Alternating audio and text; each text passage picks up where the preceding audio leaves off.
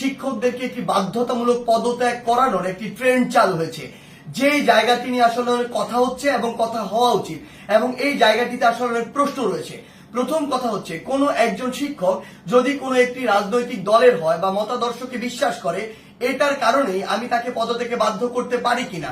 আবার আরেকটি কথা এখানে রয়েছে, সেটি হচ্ছে এই পদত্যাগ করানোর যে অথরাইজেশন, এটি আমার আছে কিনা, বা আমি এমন অথরিটি কিনা, আইনসঙ্গত ভাবে এটি আমি করতে পারি কিনা। তার পূর্বে আমাদের বিশেষ কিছু প্রেক্ষাপটগুলো চিন্তা করতে হবে। আসলে আমরা আমাদের জায়গা থেকে যারা স্টুডেন্ট রয়েছে রানিং, তারা অনেকে শুধু মনে করি যে আমরাই মনে হয় পদত্যাগ করাচ্ছি, কিন্তু আমরা জানি না এর পিছনে আসলে কি কি ঘটনা রয়েছে কিংবা কি কি প্রেক্ষাপট রয়েছে। যেমন আমি আমার বিশ্ববিদ্যালয়ের উদাহরণ দিয়ে যদি বলি, এই বিশ্ববিদ্যালয়ে একটি দল, শিক্ষকদের একটি দল, যারা তখনকার ক্ষমতাসীন রাজনৈতিক দলের একটি মদতপুষ্ট তারা ছিল। সেই জায়গা থেকে তারা যখন আমাদের এই যে আন্দোলন, এই আন্দোলনের বিপক্ষে দাঁড়িয়েছিল। আবার অল্প কিছু শিক্ষক আছে, এই সংখ্যাটি খুবই কম, তারা একদম নিউট্রাল জায়গা থেকে আমাদের আন্দোলনের পক্ষে দাঁড়িয়েছিল। আবার একটা বড় সংখ্যক শিক্ষক ছিল যারা আমাদের আন্দোলনের ঠিকই পক্ষে দাঁড়িয়েছে, কিন্তু তারা আমাদের স্বার্থ চিন্তা করে নয়, বরং এই স্বার্থ চিন্তা করে দাঁড়িয়েছিল যে এরপরে যদি কোনো রাজনৈতিক দল ক্ষমতায় আসে, তারা ওই রাজনৈতিক দলের আসলে একটি গুরুত্বপূর্ণ স্টেক হোল্ডার, তখন তারা এই ফলটি ভোগ করবে। অর্থাৎ আলটিমেটলি এখানে দুইটি ভাগ রয়েছে। আমাদের এটি মনে করার কোনো কারণ নেই যে আগের যে দলটি ছিল, যারা আমাদের বিপক্ষে ছিল, তারা বাদ দিয়ে সবাই আমাদের পক্ষে, বরং ব্যাপারটি এমন নয়। আমরা যদি স্কুল কলেজের ক্ষেত্রে এই বিষয়টি লক্ষ্য করি, তাহলে আমরা দেখতে পাবো হয়তো কোন শিক্ষক হয়তো আওয়ামী লীগের রাজনীতির সাথে জড়িত ছিল, কিন্তু থাকে বলেই তাকে আমি পদত্যাগ করাতে পারি কিনা বা করানো উচিত কিনা। যে কেউ যে কোনো রাজনৈতিক আদর্শে বিশ্বাসী হতে পারে, কিন্তু আমার প্রশ্নটি হচ্ছে, ওই রাজনৈতিক আদর্শে বিশ্বাসী হয়ে তিনি কি ক্ষমতার অপব্যবহার করে শিক্ষার্থীদেরকে চরমভাবে বাধা দিয়েছেন কিনা, শিক্ষার্থীদেরকে হেনস্থা করেছেন কিনা, কিংবা শিক্ষার্থীদেরকে কোনো একটি বিপদে ফেলেছেন কিনা, এই বিষয়গুলো আমাদেরকে লক্ষ্য রাখতে হবে। ইভেন যদি তিনি এই কাজগুলো করেও থাকেন, তারপরও তার বিরুদ্ধে এরকম একটি প্রক্রিয়া পদত্যাগ করানোর জন্য যে বাধ্য করা, এটি আমি করতে পারি কিনা, এই অথরিটি আমার আছে কিনা। আমরা আমাদের জায়গা থেকে মনে করি এটি একটি নিয়মতান্ত্রিক আইনসঙ্গত প্রক্রিয়ার দিকে যাওয়া উচিত এবং এটি তদন্ত সাপেক্ষ হওয়া উচিত। আমরা যদি পিছনের কিছু ঘটনা আসলে লক্ষ্য করি, তাহলে কি বিষয়গুলো দেখব?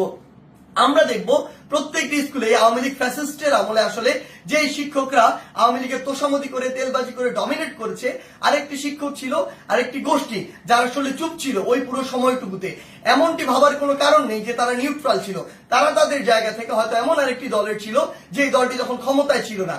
এখন বর্তমান সময় এসে ওই শিক্ষকদের উদ্দেশ্য হচ্ছে উপরের জায়গাগুলোতে, প্রিন্সিপাল হোক কিংবা হচ্ছে প্রফেসর হোক কিংবা ভিসি হোক বা এরকম যে কোনো হেডমাস্টার হোক, যেই পদগুলোতেই হোক না কেন, ওই পদগুলোর ওই মানুষগুলোকে সরাতে হবে।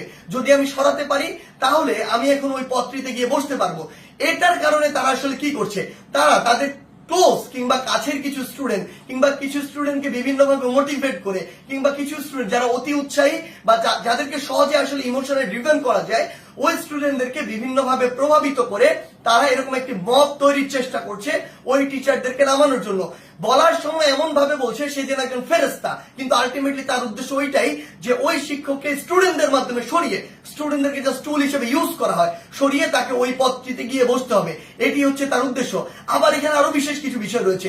বিষয়গুলো হচ্ছে এরকম যে টিচারদের মধ্যে কিছু নোংরা পলিটিক্স রয়েছে। আসলে আগে হয়তো পূর্ব কোনো শত্রুতা ছিল বা পূর্বের কোনো একটি রাগ বা ক্ষোভ ছিল, যেই রাগ বা ক্ষোভটিকে আবার এখন মেটানোর জন্য তারা এই ব্যবস্থাটুকু গ্রহণ করে। স্টুডেন্টদের যে সাইডটা, ওই সাইডটা কিন্তু আসলে জানে না যে এর ভিতরে কি কি পার্সপেক্টিভ রয়েছে। এই টিচারগুলো দেখা যায় কিছু স্টুডেন্টকে ব্যবহার করে, আশেপাশের কিছু ছেলে, যেই ছেলেগুলো আসলে এরকম কোনো কিছু চিন্তা না করে কিছু টাকা দিয়ে ওই ছেলেগুলোকে প্রভাবিত করা যায়, কিংবা অন্য কোনো সুবিধা দিয়ে প্রভাবিত করা যায়, কিংবা পরবর্তীতে কোনো একটি পদ পদবীর সুবিধা দিয়ে আসলে ওই ছেলেগুলোকে প্রভাবিত করা যায়। ওই সামগ্রিক বিষয়গুলো দিয়ে এই কাজটি করা হচ্ছে। কিন্তু আমাদের জায়গা থেকে সবচেয়ে গুরুত্বপূর্ণ যে কথাটি, সেই কথাটি হচ্ছে এই কাজটি একজন টিচারকে এরকম করে বাধ্যতামূলক পদত্যাগ করানোর কাজটি আমাদের নয়, এই কাজটি আমরা করতে পারি না।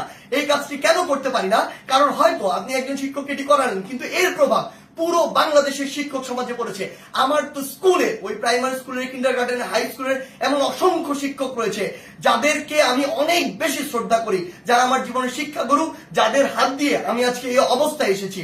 আমার ওই এমন একজন শিক্ষকের মনেও থেকে এই প্রভাবটি করেছে যে তার একজন কলিগকে, আরেকজন শিক্ষককে, স্কুল কলেজে যারা বাবার বয়সের সমান, যারা দাদার বয়সের সমান, এমন বয়সের একজন মানুষ যিনি আমার শিক্ষক, তাকে যদি স্কুলের বাচ্চারা গিয়ে এইভাবে একদম মব জাস্টিসের মাধ্যমে যা ইচ্ছা তাই বলছে, যেভাবে ইচ্ছা সেভাবে অপমান করছে, করে একদম বাধ্য করছে ওই পদ থেকে পদত্যাগ করতে, পুরো বাংলাদেশের শিক্ষক সমাজের উপরে এটির একটি মানসিকভাবে বড় প্রভাব পড়ে, যেটি পুরো বাংলাদেশের শিক্ষক এবং ছাত্রদের যে সম্পর্ক, ওই সম্পর্কের জায়গায় গুরুত্বপূর্ণ একটি প্রভাব ফেলে এবং আমাদের যে এই যে সম্পর্কের জায়গাটি, এটি ভবিষ্যতের জন্য খুব খারাপভাবে নষ্ট হয়।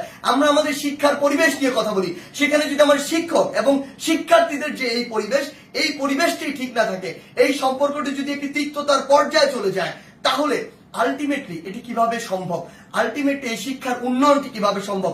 সবচেয়ে বড় কথা হচ্ছে, ওই শিক্ষক যদি দোষী হয় তাহলে আমরা আইন নিজের হাতে তুলে নিচ্ছি, আর যদি দোষী না হয় তাহলে আমরা আইনটি ভঙ্গ করছি, যার কোনোটি আসলে আমরা করতে পারি না। যেটি করছি এটি হচ্ছে আইনগতভাবে অন্যায়।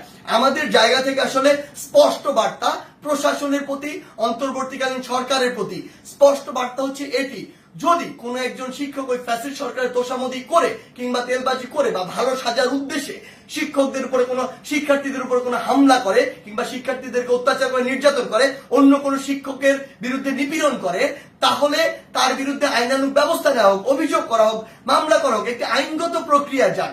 কিন্তু কেউ যদি এভাবে আইন নিজের হাতে তুলে নেয়, কাউকে যদি বাধ্য করে, আমি প্রশাসনকে এবং অন্তর্বর্তীকালীন সরকারকে আমাদের পক্ষ থেকে অনুরোধ জানাই, ওই সকল শিক্ষার্থীদের পিছনের উদ্দেশ্য কি, কে তাদের এই কলকাঠিটি নাড়ছে, কে তাদেরকে প্রভাবিত করছে, কি উদ্দেশ্যে প্রভাবিত করছে, এটি আপনারা তদন্ত করে ব্যবস্থা করুন। প্রয়োজন হলে ওই যে শিক্ষার্থী, যারা অল্প কিছু শিক্ষার্থী এটি করছে, সকলে কিন্তু এটি করছে না। আমরা বিভিন্ন বিশ্ববিদ্যালয়ে দেখেছি শিক্ষার্থীরা নিজে আবার ওই সম্মানিত শিক্ষকদেরকে তাদের শপথে ফিরিয়ে নিয়ে আসছে। আমরা আমাদের জায়গা থেকে বলি, যারা উদ্দেশ্য প্রণোদিত ভাবে এই কাজগুলো করছে তাদের উদ্দেশ্যে আপনারা তদন্ত কমিটি গঠন করুন। প্রয়োজনে ওই সকল শিক্ষার্থীদেরকে আপনারা আইনের আওতায় নিয়ে আসুন যারা এই কাজটি করছে। কারণ ওই সকল শিক্ষার্থী না, ইভেন আমিও কোনো অথরিটি না, আমারও কোনো এই অথরিটি নেই যে আমি আইন নিজের হাতে তুলে নিব, কিংবা আমার এমন কোনো অথরিটি নেই আমি একজনকে পদত্যাগ করতে বাধ্য করব। সেই জায়গা থেকে আমাদের স্পষ্ট যেটি বার্তা, সেটি হচ্ছে পুরো বাংলাদেশকে আমরা যদি এগিয়ে নিয়ে যেতে চাই, তাহলে এই শিক্ষার একটি সুষ্ঠু পরিবেশ থাকবে এবং এই পরিবেশের সবচেয়ে গুরুত্বপূর্ণ যে দুটি স্টেক হোল্ডার, একটি হচ্ছে আমাদের সম্মানিত শিক্ষক আর একটি হচ্ছে আমাদের যে শিক্ষার্থীরা। এই দুই জায়গায় যে সম্পর্কের বিষয়টি,